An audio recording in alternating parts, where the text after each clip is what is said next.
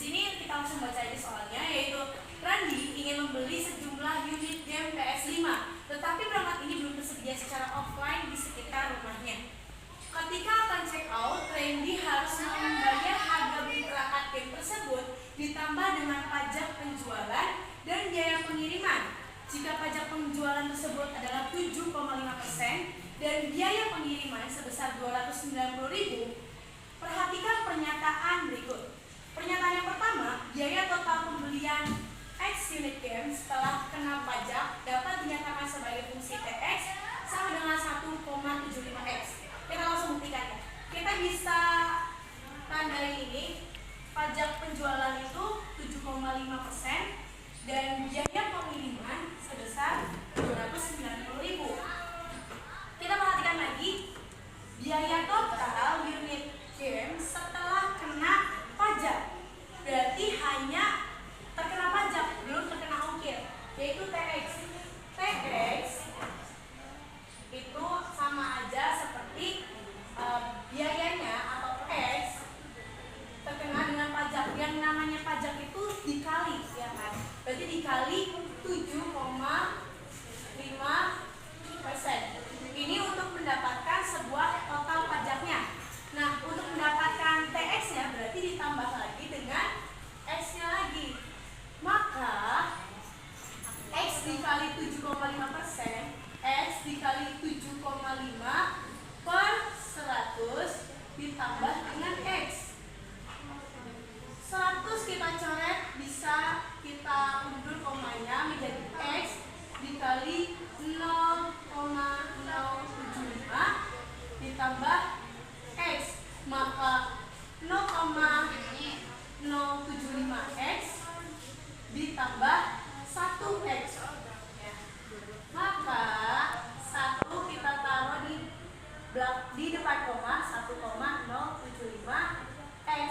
Jadi untuk mengetahui TX atau fungsi TX ini, rumusnya adalah 1,075X, bukan 1,75. Maka pernyataan 1 salah. Nah, selanjutnya itu pernyataan kedua, biaya total untuk pembelian X unit game dengan biaya pengiriman. Nah, kalau kita beli di Shopee gitu kan, kalau biaya pengiriman itu ditambah, bukan dikali seperti pajak ini. Jadi kita bisa dapat menyimpulkan bahwa fungsi fx yaitu biaya harga produk yang akan kita beli ditambah dengan biaya pengirimannya sebesar 290.000. Maka pernyataan yang kedua ini sama dengan yang ini. Maka pernyataan kedua itu betul. Nah, untuk pernyataan yang ketiga, fungsi f(x) itu lebih besar daripada TOFX, bundaran fx. Nah, kita dapat mengerjakan ini jika kita semisalkan dulu. Kita misalkan X itu sama dengan 1 juta. Nah, maka F bundaran TX itu sama dengan F TX.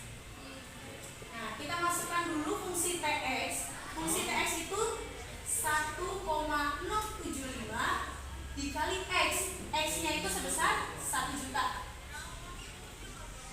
Nah, karena ini di belakang komanya ada 3, kita coret nolnya 3.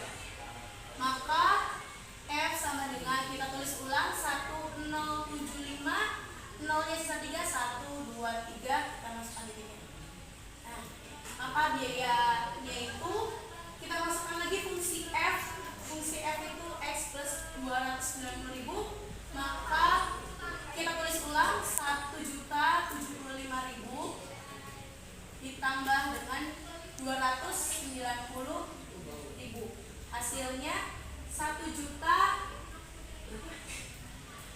Tuh, 2, 3. 0 ditambah 5 itu 5. 9 ditambah 7 itu 16. Sisa 1 itu 3, berarti 1.395.000. Itu adalah fungsi f(x). Berbeda dengan T bundaran fx.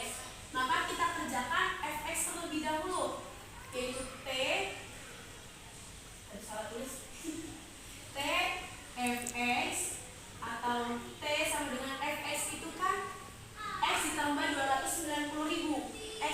1 juta ditambah 290 maka 1.290.000.